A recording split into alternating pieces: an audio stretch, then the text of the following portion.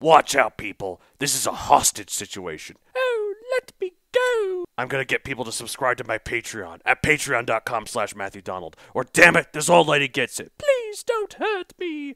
I've been a widow since 1947. I would love to see my great-granddaughter graduate college. Quiet, you! Oh, no. At patreon.com/MatthewDonald, you can find bonus content for both my shows, The Ritwit and Paleobytes. For the Paleobytes bonus content, we discuss pop culture featuring prehistoric animals, and this month we're talking about the classic 90s sitcom Friends. Oh, I love that show. The ladies and I watch that every Tuesday night before bingo. Quiet, you old bag! Oh, no. Now, I bet you're wondering, what the hell does that have to do with paleontology? There's no dinosaurs in that.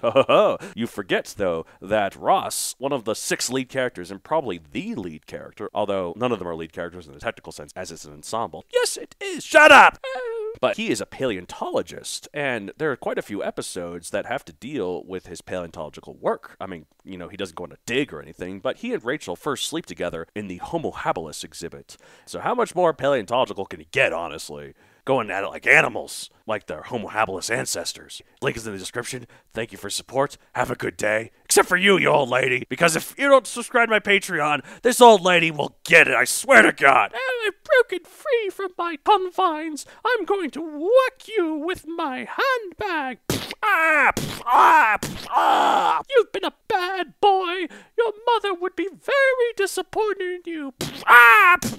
Subscribe to my Patreon. Roar, growl, snarl, bellow. Welcome to Paleobytes, the podcast more insulting to the natural sciences than the movie The Core.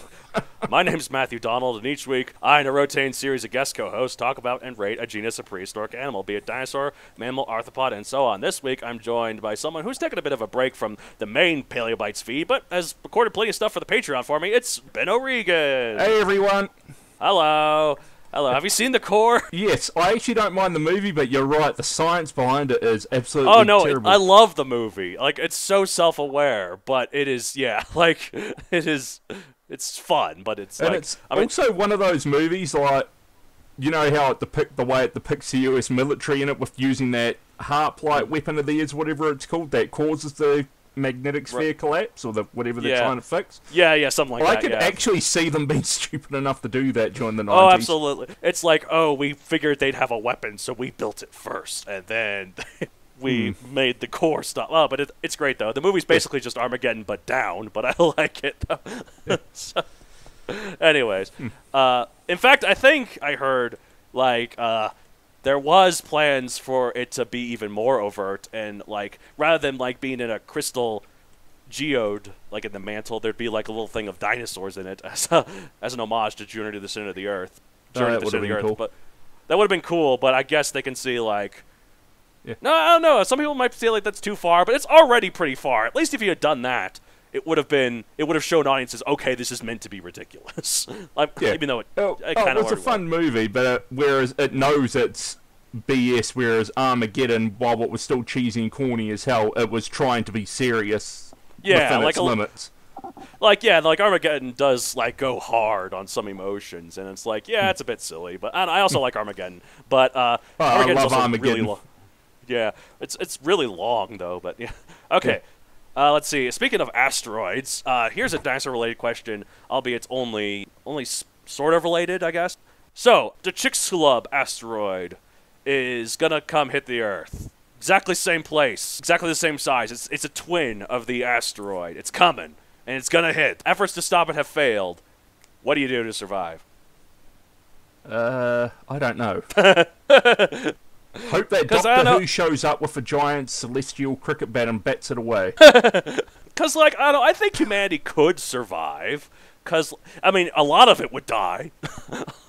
But, I don't know, there might be some people in bunkers. Yeah, I mean, some of the bunkers are probably going to get affected by tectonic issues caused by the shockwaves, but we probably could survive.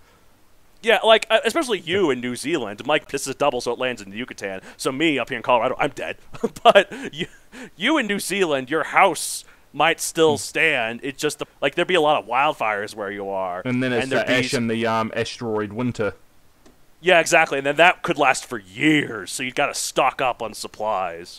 So, well, the good thing about something like that is we'd know even if we don't have time to actually prepare, you'd have time to set your affairs in order and a bit like that Keira Knightley film. Seeking a Friend for the End of the World. Yeah, Steve Carell will never do better than Keira Knightley. I kind of wasn't paying attention to the film, but I got the overall gist of it. Yeah, it's like, he's seeking a childhood friend that he kind of had a crush on. You know, that the world's going to end, yeah. Also, have you ever seen the movie, what is it called? It's with Gerard Butler. It came Greenland? Out, Greenland, yeah. Not yet. Because that movie kind of has a similar premise. It's like an asteroid pretty much the same size as the one that wiped out the dinosaurs is coming, and there's no effort in the movie whatsoever put to stop it. It's just to survive it. And so it sounds like a way more grounded 2012, essentially. Yeah, exactly. So I mean, granted, 2012 is a guilty pleasure of mine, but I like. I love 2012 too. Like, I love all these disaster movies. You know, Moonfall that just came out. I want to go see that. All right. So speaking of none of that, we're talking about a controversial fossil. This was your suggestion, and I wasn't sure if I really wanted to do it because it was so controversial. But I thought it'd be kind of fun to do. That was the whole reason I picked it, because it's controversial, and it's also something I learned about back when there wasn't the controversy over it on one of my first dinosaur books, which was one about Stegosaurus, and I would mention Dravidosaurus was the last Stegosaurus, and it survived because India was an island at the time or something. Right. I remember reading that too. But yeah, so it's Dravidosaurus, or lizard of the Dravidanadu region. Which is the southern part of India where the Tamils and all that come from, if I know correctly. Right, that makes sense. I'm assuming in terms of like other creatures in that formation, that's probably where Rajasaurus is from. Yeah, I don't know. I need to look that up. The Abelisaurids. Yeah, exactly. Type, definitively, we know it's a reptile. That's for dang certain. It's whether it's a plesiosaur or a stegosaur or something else is... Yeah, it's currently debated whether or not it's a stegosaurus or a plesiosaur, two completely different animals. So watch as it's revealed to actually be a snake or something. So size, 10 feet / 3 meters long is what we think from the limited bones we have. Which, if that were a stegosaur, would make it the smallest of its group. But if it were a plesiosaur, that's more on the average side. So yeah, because most plesiosaurs weren't actually the big long-necked giants that you see in movies. Elasmosaurus is like the one exception, and even then, it's like not even that big. It's like 40 feet long. It's not like a long neck, but in the sea, you know. But especially since they're not herbivores or filter feeders, they seem to be using their necks to catch fish. Right, so if they're overly long, that causes drag issues when they're swimming and stuff. Exactly. Speaking of which, diet herbivore if it was a stegosaur, carnivore if it was a plesiosaur. To be more technical, piscivore. Right, exactly. I just realized I'm describing this thing as if like it were a stance switcher in an RPG or a MOBA game. Well, to be fair, there's very little to go on with it. Yeah, exactly. We do know there is some more definitive stuff, though. Time, Late Cretaceous, 90 to 84 million years ago. Location, India. Described in 1979, pop culture appearances. Until we can figure out for certain what the hell this thing is, I doubt anything's going to try and feature this thing. But if it was a stegosaur, as I'm leaning towards, then it was definitely a very, very late surviving one, because there was a big gap between its date and when they died out, supposedly in the early Cretaceous. Which means there has to have been a very long ghost lineage somewhere. Exactly. Like, that's the thing with the study of paleontology that's frustratingly apparent with each new discovery. We don't know shit. Remains of anything are usually quite fragmentary, meaning scientists have to piece together the puzzles that often have pieces missing or broken or bent or other stuff that overall just makes the experience that much harder. Exactly. And then you've got the problem like when you're looking for things like missing links and stuff or transitional fossils. They actually become hard to find, and then you get into the whole, well, people claim, where's the evidence? You know? Like, absence of evidence is not evidence of absence. It's the fossil record is so spotty. Pretty spotty that you're probably never going to find half what you're looking for. Exactly. The majority of dinosaurs we will never know about because they will have never fossilized, and that always makes me sad. But like, we'll probably have the majority of groups and stuff just because of the sheer amount of remains being found. But yeah, there's going to be a lot of animals we've never found evidence of. But still, the higher-ups, the paleontology CEOs, if you will, demand papers presenting the research. So whatever the paleontologists got, they have to write a paper on it. Them's the rules. So in 1979, after paleontologists P.M. Yadagiri and Krishnan Ayasami discovered badly weathered remains consisting of a partial skull, a tooth, a sacrum, an ilium, an ischium, a dermal plate, and a spike, they were like, look at this mess. We gotta make something out of it. Plates? Spikes? That's a stegosaur, right? So, well, it makes sense. I mean, spikes and plates, what else could it be? If it was spikes and scutes, I'd say like Ankylosaurus or something similar, like an odosaur. But what other dinosaur has bloomin' plates? I know exactly. I mean, it could... Okay, look, to play devil's advocate, because the devil doesn't have enough advocates, maybe it's like some sort of hardened scale? I don't know, like crocodile sort of thing? I don't know. True, I'm not saying that it's a criticism, I'm just meaning if it's a genuine plate, no other non-dinosaur group has them, not even other Thyroporians. Right, exactly. But if it's like so weathered, we don't know if it's a plate is a thing, so... True, there is that, because fossils can be distorted as hell. Exactly. So, like, if this was a stegosaur, this makes Dravidosaurus the latest known stegosaur in the family's history, beating out the definitively last species, Mongolostegus, guess where that's from? Mongolia. By nearly 15 million years. It seems that the decline of the stegosaur family in the Cretaceous was caused by the increasing dominance of angiosperms, or flowering plants, as the family's decline coincides directly with that of the decline of the cycads. So, which makes sense. Their teeth probably wouldn't have been as well adapted to like conifers and flowering plants and stuff.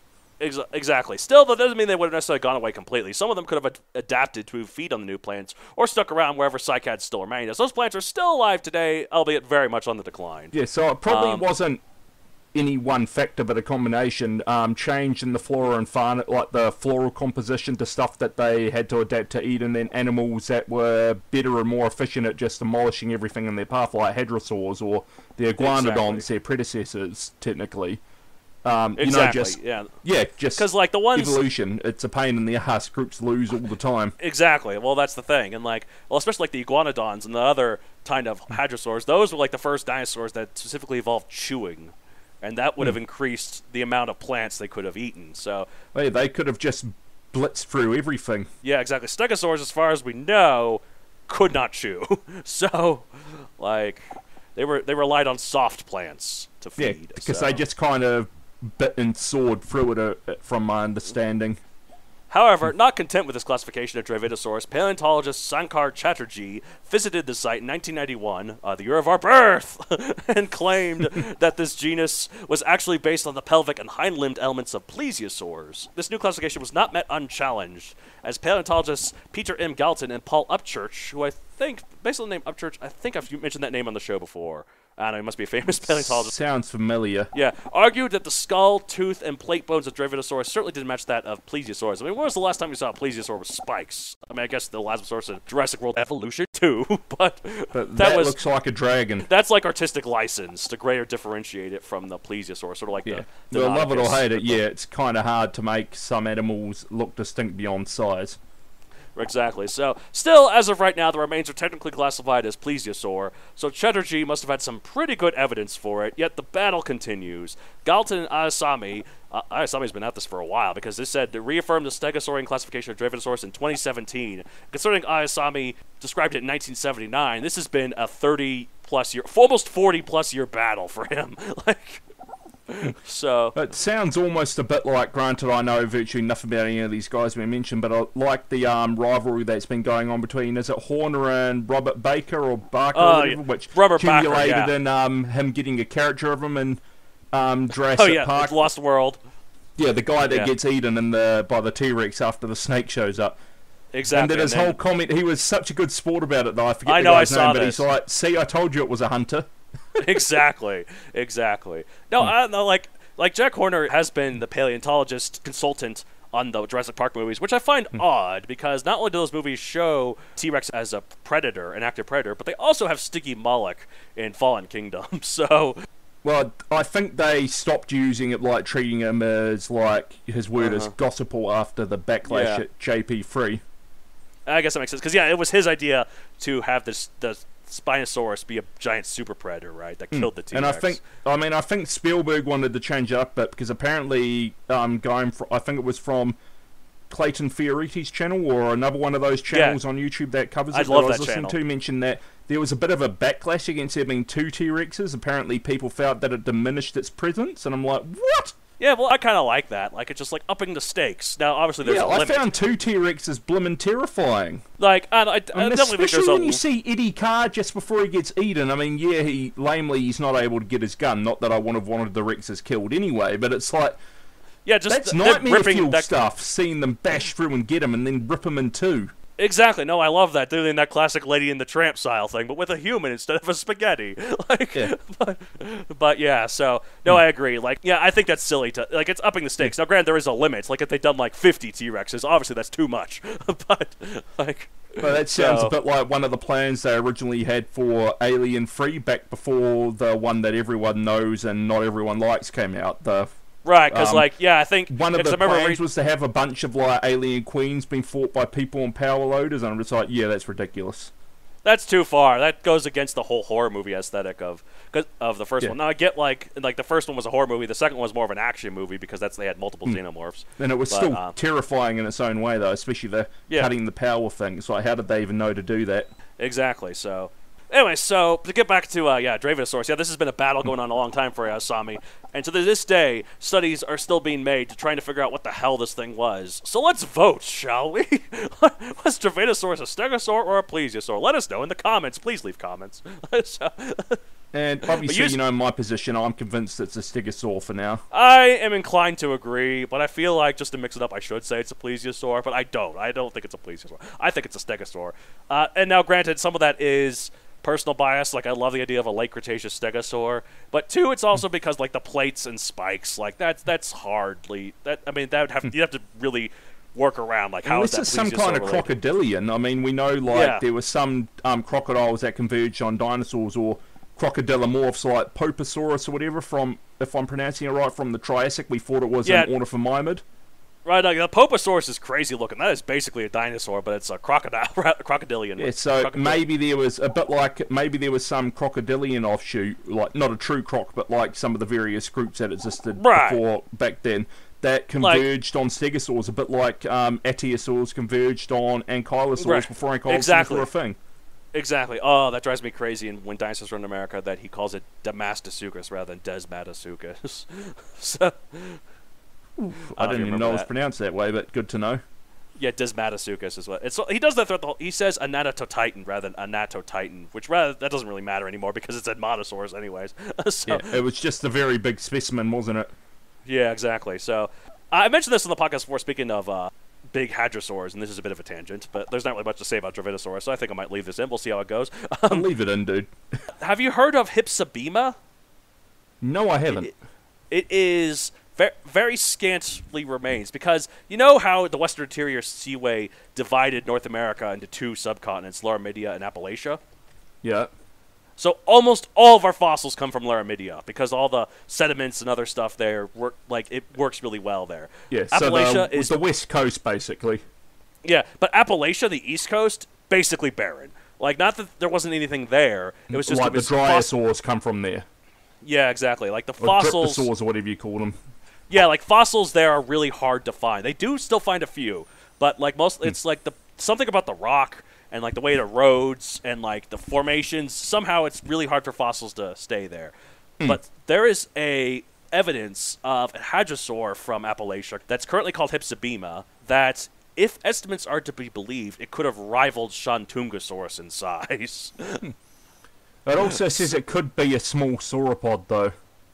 Yeah, I guess it's true. Like, but I like to imagine like it being a big super hadrosaur, or like those pseudosauropods from Spec. Like, I can believe it. I mean, because like I said, granted, this is from a bit of me reading too much of that Serena World of Birds project, but one of the animals in that, called a fawn grazer, or is an omniphage, just like they're loosely based on hadrosaurs by the word of Dylan Barger, who creates it. So they're supposed to be like everything eaters. So if that's true, I bet probably with some exaggeration, hadrosaurs just being such destructive eating machines probably means they could get the sauropod size and fill that ecological niche quite easily without needing any specializations like long necks and stuff. Exactly. Like just bash the tree down and eat it. Exactly. That probably actually explains why there's such low species diversity amongst them around the end of the Cretaceous. I mean, obviously we've got lots of species, like you got Parasaurolophus, Coryphosaurus, Edmontosaurus, and so on and so forth. But it never heaps of them at the same time. Heaps of them across time, so... Exactly. So it's just like and like I guess the point of all this, and to bring this back to Dravidosaurus too, is like there's so much we don't know, and it'll be and like more and more I wish for us to get a time machine, maybe not a time machine, but like a time observer where we could just somehow look back in time, just so we can study more, because there's so much we're missing from the evidence we have here. And just mind you, if we had a time machine, that necessarily wouldn't be a bad thing. I mean, depending on one's view of paradox and stuff, I've always taken the view that going back in time splits the timeline, like divergent universes type thing. Sort of like Avengers Endgame, like where Nebula can shoot her older self and not die. Or, as I often explain it, the Red Alert view of things, Einstein goes back in time and tries to remove evil mustache man, comes back home, nothing's changed, but there's also a timeline created by his meddling where Stalin starts World War II rather than Hitler. Right, exactly. So bring on the time machine. So I don't know. I mean, I'm not gonna lie. I wouldn't mind the opportunity to hunt a Tyrannosaurus. Right. Well, and plus, like, I'm just gonna be sad because, like, eventually we're gonna run out of fossils, and I know we can always study like the fossils we have, but eventually, like hundreds and hundreds of years from now, when we run out of fossils, like our interest in dinosaurs will wane because there'll just be no more to learn from the evidence we have, and then dinosaurs might just fade into obscurity. Because one of the things that keeps dinosaurs so in the mainstream and so interesting to people is that we're always learning something new about them. So, true. And then once, I think there will always be people who like them, but they'll become very niche once again, rather than like the mass I've heard, media. I've heard that we're not going to run out until like the 2300s. Like we still got a couple hundred years left, based on evidence, and that could also change as it goes on. Like we could increase our fossils finding. Like maybe there's fossils down in the bottom of the ocean that we just can't get to now, but future paleontologists might be able to. So, well, Antarctica's a gold mine, and we can't exactly get to it until it starts melting. That'll we start burning through it. Yeah, exactly. So like it could last for a while, but the point is eventually we'll have run the well dry on fossils. So, and then the only new evidence will be what we've studied from what we've got. So, true. And that'll be a sad day, but thankfully we'll be long dead by that time that happens. So. Unless there's dramatic life extension technology, which I kind of hope for, because I want to live a very long time. I don't know. Only if everyone else was. I don't want to be alive when everyone else I know is dead. So. Oh no, I can definitely understand those arguments. It's just there's a lot of things I want to do. Yeah, I want my friend who's a big Trekkie. He wants to get to like 22 something because he's like that's when warp travel's invented. So. Oh God, Star Trek. Lawrence, if you listen to the episodes with Lawrence Mack, he's the Trekkie fan. I might need to teleport over there and have a word to him. Exactly. All right. What the hell accent was that I just did? I have no idea. All right, so let's rate Dravidosaurus 1 out of 65 million. I feel like this deserves 2 ratings. Well, because one if it's a plesiosaur, one if it's a stegosaur, or maybe not. I don't know. Like, because you definitively think it's a stegosaur. So. I'll go first. And if it's a stegosaurus, I'm going to be unoriginal and give it 65 million because it's pretty impressive. It made it that far. If it really is the last one, assuming that there aren't ones that are found even later than it. Well, I mean, like the World of Skull Island book has a surviving stegosaur in it, which seems to imply that at least on Skull Island, some have kept living. So, and even then, they were on their way out, even if the island hadn't been sinking, because they were subsisting on ferns, and those ferns are only found in a small area. Right, exactly. So, even Skull Island doesn't give them a break. Well, to be fair, Skull Island gives no one a break. So, but yeah, so I'm gonna give it like if it's a stegosaur, like 55 million, 56 million. Yeah, it's not like an impressive stegosaur. It's very small, but yeah, the fact that it lasted that long, that's pretty cool. If it's a plesiosaur, though, it's a tiny plesiosaur, 5 million. Although I guess it has spikes. If it's a plesiosaur, that's pretty cool, 10 million. Yeah. If it's a plesiosaur spikes, I might give it 32.5 million. Yeah, okay, yeah, I think I'm gonna bump it up because they have plesiosaur with spikes and plates. That sounds cool as 35 million. So, but it's probably a stegosaur. So, all There's right, also well, a that's it chance for it might be neither. It might be bloomin' Stitch running around in time looking for experiments, and he left weird fossils. that could work. That's something they could do. Who knows? So I just wanted to inject that in because that's like one of my favourite late Disney movies. Yeah, I'm partial more to Atlantis, but I do like Stitch. So, all right, well, that's it for this week. If you want to get a hold of the show, you can contact us at matchd@matthewdoncreator.com for answers to questions to either co-host. If you want to follow me on social media, you can follow me at MatthewDonCreator on Facebook, at MatthewDon64 on Twitter, and MatthewDon64 on Instagram. Let's see, I also have another podcast called The Writ Witch, where two twits talk about writting. And finally, I have a book series on Amazon, Megazoic, available for print and Kindle. No Dravidosaurus, because I was not brave enough to definitively say, even though I could just say, in the world of Megazoic, it is a stegosaur. So, Well, honestly, I don't blame you, because didn't you also, from what I remember from my skim reads, avoid Spinosaurus? yes, well, when I did have Spinosaurus, I made it specifically a mutant dinosaur, made it by his that's back. what I mean. Yeah, so like that way I could explain any sort of changes, like, oh, it was a mutant. Like, and again, though, it really doesn't matter in terms of the realm of fiction. Like, I strive, of course, to make them realistic. Obviously, other than the fact that they talk and have laser guns, but like I gave them feathers and like I gave them sort of more updated sort of stuff. But if I wanted to. And if I wanted to make them like 1970s style slurposaurs with dragging tails and scaly skin and kangaroo posture, I would have 100% been justified in doing so because it is fiction. Like, some people would have to get over that. And I should probably interject this in. People who do listen to Rit Rit, I don't do that, so don't go listening to it looking for me. Oh, yes, of course. Yeah, you're not there. Some of my co-hosts go back and forth, but most of them don't. So, yeah. I don't think I've even listened to it before, in all honesty. It's all right. Yeah. This gets way more downloads. Because it's mostly about writing, isn't it? Yeah, it's mostly about writing and, like, yeah, sort of stuff. I do have fun skits at the beginning, which I kind of like. All right, well, that's it for this week. As I say at the end of every episode of Paleobytes, either splash, splash, or I don't know. And for our listeners, keep safe, everyone. Don't catch that Dan flu. Don't catch COVID. Bye.